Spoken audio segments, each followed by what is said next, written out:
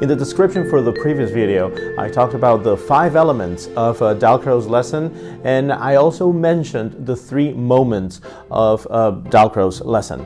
Now, these are very important because we cannot have a Dalcroze lesson that's actually can be called that without having these elements. Actually, the first thing you got to know is you cannot have a Dalcroze lesson if you don't have a Dalcroze certified teacher. And by certification, I mean it's basically the second level of certification. There's one certificate, and that's not the professional certificate. That's the first certificate. It's one that you can use, you use it for your personal development, for your professional development, but you cannot use the name Dalcroze related to your practice. Now there's the professional certificate. With the professional certificate, you can use the Dalcroze name, but only when you are teaching young children in preschool or primary stage, or secondary even, but not professional music studies. And then you have the license, but this has been the license, which is basically a bachelor.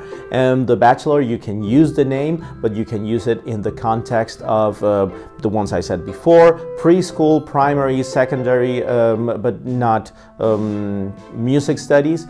Now you can teach in conservatories, music conservatories for children. And then you have the master's degree. That one allows you to do basically everything except to form new Dalcroze teachers. That one you do it with the diplôme supérieur. With the diplôme, which is the highest level of studies in Dalcroze, you can teach in any level. You can then pair up with another diplôme supérieur, and you can form your own certificate program to develop new teachers with the professional certificate. Dalcroze training is based on experience and on practice, doing everything. It's not just about knowing things. It's about being able to do these things. For example, this video that I'm making right now, it's nothing if it's not paired with actual experience that we are going to gain from other videos, from other experiences that you might have. Dalcroze is very diverse. I can teach you a lesson. I can give then that same planning to another Dalcroze teacher, and she or he are going to perform the same lesson in a very different manner, because everybody imprints on the method their very own personality. And that's what we're looking for in Dalcroze, for authentic teachers. Teachers that are going to inspire music, that is going to inspire movement. So that's what we are looking for. That's what I'm looking for through these videos, so that I can inspire you to go about and deepen your research about Dalcroze. And it's not just in the books. It's not just in the websites. You have to go, and you got to go do the work. You got to stand up. You got to clap. You got to walk. All of those things you have to do when you're doing the Dalcroze method, because that's what you are going to be finally asking your students to do. You're going to be asking them to move around, to clap, to use the chopsticks, to throw their scarves around, to use balls, to so many different materials. And it's such a fun way of learning that I guarantee you're going to love it. I've talked about already the 5 elements of a Dalcroze lesson. So let's just get it very, very clear. Number 1. You need to have music. If you don't have music, then there's no point. It's not a Dalcroze lesson if it doesn't have music, and that music is deeply related to movement. So those are the first 2 elements, and I think the most important ones: music, movement, and the relationship between these 2. I mean, that's not technically a material, but that's one of the elements. The elements, but it's got to be there, that relationship between music and movement. Because every time we are using a piece of music to do something, or an improvisation, it's because we are asking our students to look within themselves and to find within themselves that element, that musical element that we are trying to study. Because Dalcroze comes from thinking that everybody has everything within them. We're just bringing it out. We are making it flourish. So that's our very first two elements, music and movement. And then you got to have a group. Some people would say that a group is from 6 people onwards. I personally think that a group can be perceived as 2 people or more.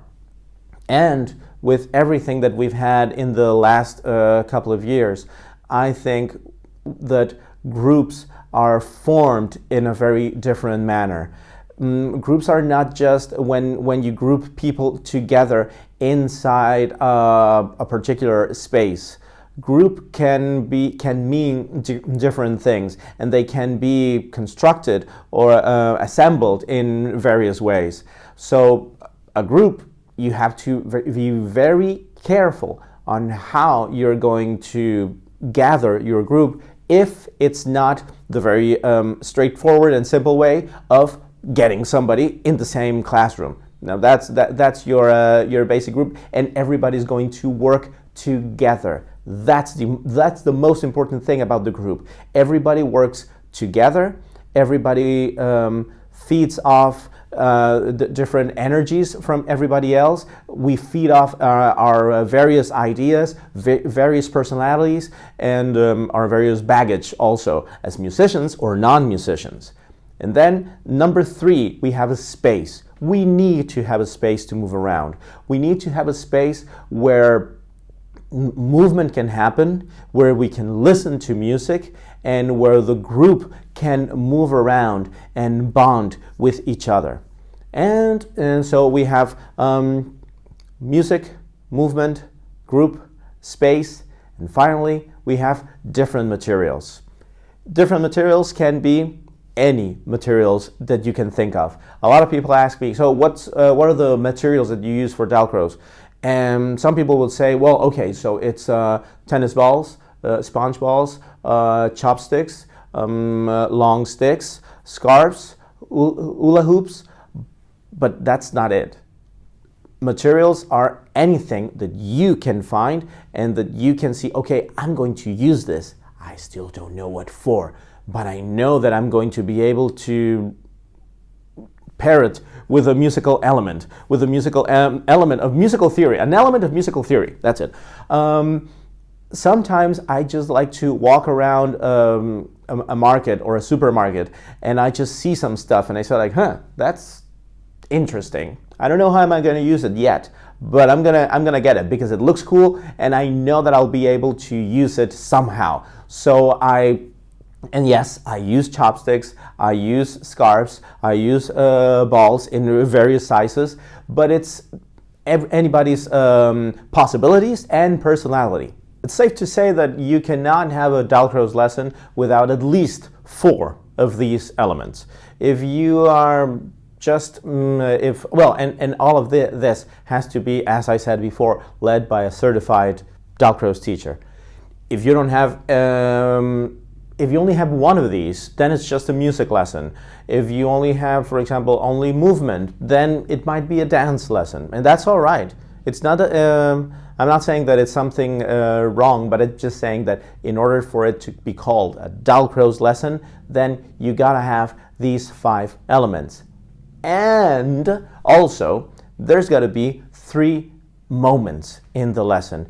Have you ever come into an oral training session, solfege, or a music theory, and the first thing that happens is that your teacher gives you just, a score or music, or he writes down something in the on the board and he asks you to analyze it and do something with it and look at the different intervals, etc. Just basically analyze. Has that ever happened to you? That's not how we do it in Dalcroze, because what you are doing is you're putting the first thing, the way of the lesson in your intellectual being, in your analysis. And your analysis is all fine and good, but it's not based on an actual experience.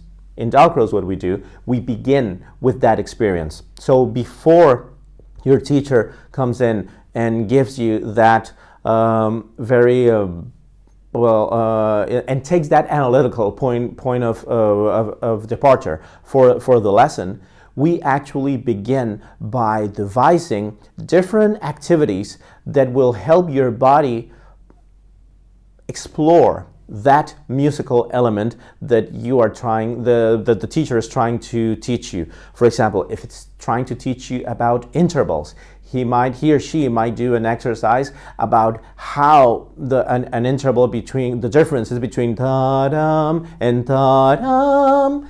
How is that different? How does that feel different within your body? And not just in your voice, but how can you express that difference with your whole body? And then, only then, you analyze that interval, and after that, you can use a score, or you can actually improvise something using that element. So first, you have your experience, then you have the analysis, and then the application. Those are the three moments in a Dalcroze eurythmics lesson. In a Dalcroze lesson, first you begin with your experience. You do something. You have experiences that you actually collect for you, because those experiences are going to help you analyze what you are doing. So what is this that we did? What's it called? Oh, so we call it an interval, and an interval can be a second, or a third, or a fourth, or a fifth, or a sixth, or a seventh, or an eighth. Okay, great. And then what can I do with this? Well, you can use it in a song, you can use it in a dictation, you can create your own music, you can do so many things with that element that you analyzed and prior to that you experienced. So those three moments are terribly important in Dalcroze. One cannot be without the other. And if I put the analysis first, forget it. That's not a Dalcroze lesson. If I do the application first, I mean, that's just senseless. That's just like, that's a professional, for example, a professional rehearsal. When you have to, you know that you got to do like a recording session in an hour. So you come in, and the first thing you do, you get your music, and you have to play right then and there. So that's an application, but you have had all the other things prior in your life.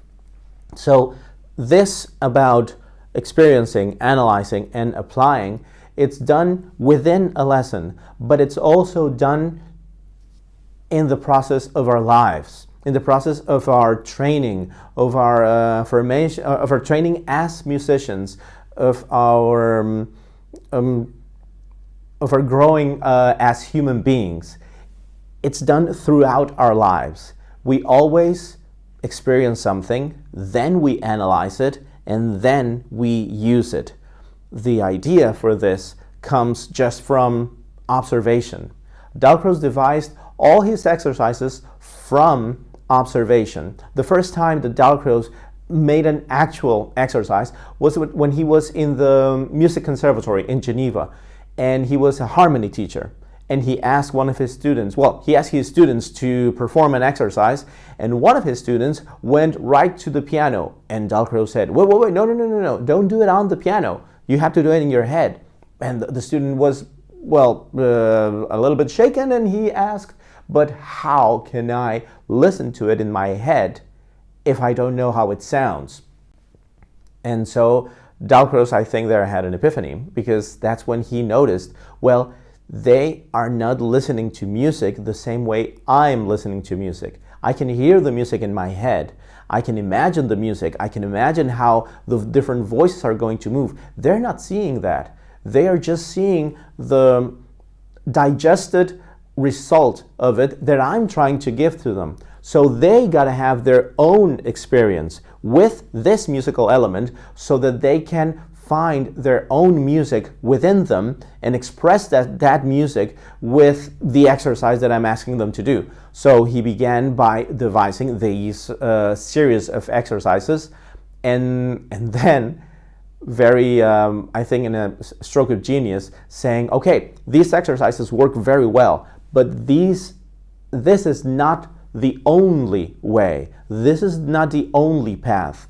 You have one goal. You always have a goal in any music lesson, and there are various ways to get to that goal, but it's your job as a teacher to find the different experiences that are going to best help your students, because your students are going to be very different from the ones that I have right here in Hanoi, Vietnam, or the ones that I had in Canada, or the ones that I had in Mexico. Even in Mexico, I had different students because I was teaching preschool in one school, I was teaching for a music academy in another one, and for another one, it was the Superior School of Music. So they were very, very different. And even though I could teach them the same musical element, I would not be using the same experiences for each of them, because they would have different baggage, they'd have a different goal, and they have a different, different objective. So those are the 5 elements of a Dalcroze music lesson, and the 3 moments that have to be in a Dalcroze music lesson. I hope you find this video helpful, and please comment and share if you liked it. Bye bye.